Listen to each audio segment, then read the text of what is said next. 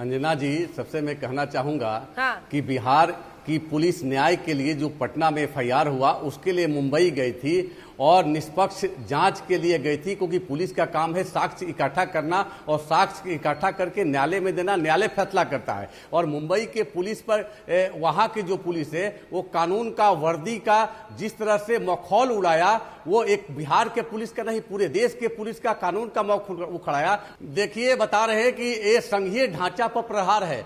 कानून और न्याय संघीय ढांचा को मजबूत बनाना हर राजनीतिक दल का, हर भारतीय का धर्म और कर्तव्य है। न्याय दिलाना हमारा काम था, न्याय के लिए गए थे। और संजय राउत जी, मैं बताना चाहता हूं, वहां वो बार बार कहते हैं कि सुसाइड, आत्महत्या, अभी जांच चल रही है तो आत्महत्या हत्या कैसे कहा जा सकता है? और कई चीजें पुलिस पर रुकावट डालने के पीछे राज क्या है? ये अंजना जी, मैं कहना चाहता हूं कि संजय राउत जी जो कह रहे हैं, कहीं ना कहीं जो है ना दाल काला है, और वो कहीं ना कहीं देख रहे हैं कि वो उन लोग के पार्टी का कोई ना कोई व्यक्ति जुड़ा हो सकता है। क्योंकि मैं कहना चाहता हूं, मुंबई का अतीत देख लीजिए, इतिहास देख लीजिए, इंटरनेशनल गैंग, दाऊद के गैंग से खाड़ी देशों का पैसा लगे रहते, कई ऐसे चेहरे उजागर होंगे। संजय राउत जी बचाना चाहते हैं उन सभी को, न्याय को दबाना चाहते हैं, न्याय पर पर्दा लाना चाहते हैं। संजय राउत जी न्याय के साथ दे। मुंबई पुलिस की जो साख गिरी है वो पूरे देश और विदेश में उस साख को बचाने के लिए जो मामले आ गए हैं, सीबीआई जो न्याय की उम्मीद लगाए, करोड़ों लोग लगाए हुए हैं भारत सहित विदेश में, वो सीबीआई को मामला को सौंपे, बिहार पुलिस को क्वारंटाइन कर दिए, खाकी को की, कहते हैं कि सीबीआई को किया जाएगा।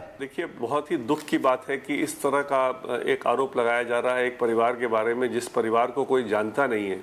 मैं कहता हूं अंजना जी, इसमें कोई अगर इनका परिवार का कोई दोस्त होता, पिता का कोई दोस्त होता, या सुशांत का कोई बहुत पर्सनल ऐसा फैमिली फ्रेंड होता, कुछ इस तरह की बात बोलता, तो तब भी समझ में आती बात। यहाँ तो एक पॉलिटिकल पार्टी इस तरह की बात बोल रहा है।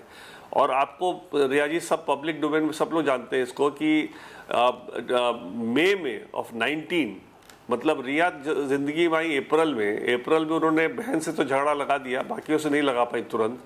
पिता से मिलने मई में गए सुशांत, और उनको ले करके गांव गए, और गांव जा करके वो बाल बुड़वाया उन्होंने, सारे परिवार से वहाँ लोगों से मिले वहाँ पर। तो मतलब एक इस तरह का आरोप लगाना बड़ी दुख की बात है कि किस हद तक लोग गिर रहे हैं, किस निचाई तक ले जा रहे हैं इस एक दुखद इंसिडेंट को। और उसके बाद भी जो जिस बहन के बारे में भी जो लोग उछाल रहे हैं सारी बातें, वो बहन नॉमिनी अभी भी है उस अकाउंट में। मतलब कोटक महिंद्रा बैंक जो है अपना पैसा उस बहन को देने को बोल रहा है, बट बहन ने कहा मेरे को नहीं चाहिए, जो भी देना है, जो भी पैसा है आप हमारे पिताजी को दीजिए, क्योंकि वही लीगल है ना, हमको तो उन्होंने ऐसे ही।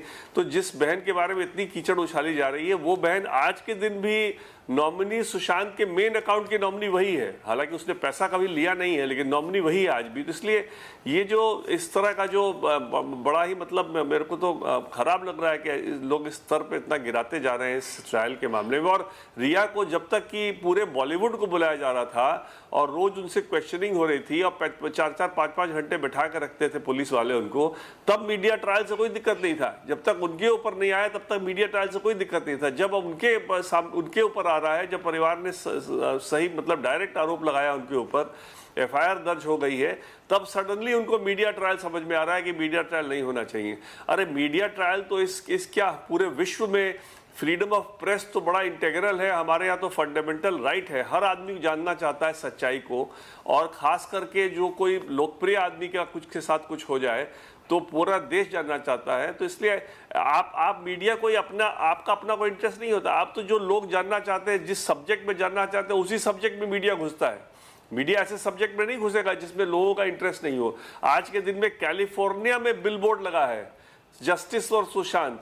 मतलब मेरे को कॉल साउथ से आ रहे हैं और कुवैत से आ रहे हैं, यूएसए से आ रहे हैं, ऑस्ट्रेलिया से आ रहे हैं लोग, इसमें इनपुट देना चाह रहे हैं मेरे को कि इस तरह से देखिए वो है, जो कि ऑफकोर्स मैं चैनल पे शेयर नहीं कर सकता। वो बहुत ही इंपॉर्टेंट बातें लोग बता रहे हैं मेरे को। लेकिन जितना विश्व भर में इनके लिए लोगों की जो वो थी, मतलब इनका जो प्यार था, इनके लिए जो लोगों का एडमिरेशन था, और सडनली जिस मिस्टीरियस सर्कमस्टांसेस में इनकी डेथ हुई है, तो हर कोई जानना चाहता है कि भाई अल्टीमेटली इसके पीछे कौन था, कौन गुनाहगार है, उसको जस्टिस उसको मिले, उनके परिवार को जस्टिस मिले। तो मीडिया तो सिर्फ यही काम कर रही है ना। मीडिया अगर निर्दोष बोलना शुरू कर दे तो ये बड़ी खुश हो जाएंगे कि मीडिया बड़ा अच्छा काम कर रहा है। तो इसलिए ये बहुत ही मतलब बहुत दुख की बात है। पूरे शूट कंप्लीट करके आया था आने के बाद जब मैं वापस गया उनके पास, मैं जाने की कोशिश की, उनके पास काम करने की कोशिश की, लेकिन नहीं हो पा रहा था मुझे।